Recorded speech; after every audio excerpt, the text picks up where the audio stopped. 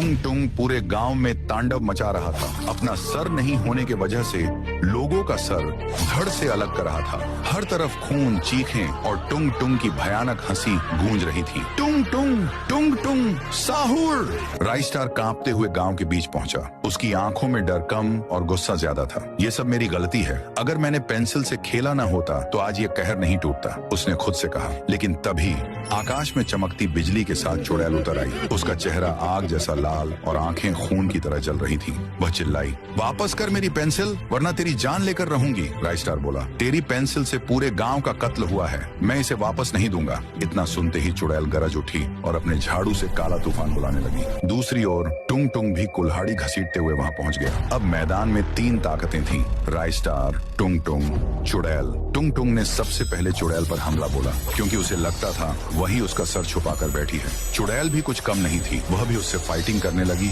राइस्टार ने मौके का फायदा उठाया और पेपर काट के पेंसिल से एक आग का गोला बना दिया। अगले ही पल सचमुच आग का गोला उठकर टुंग टुंग से टकराया, मगर टुंग टुंग थमा नहीं। उसका सिर नहीं था, इसलिए दर्द उसे महसूस ही नहीं होता था। राइस्टार ने कांपते हाथों से पेंसिल उठाई और जल्दी जल्दी एक डरावना टुंग टुंग का चेहरा कागज पर बनाया।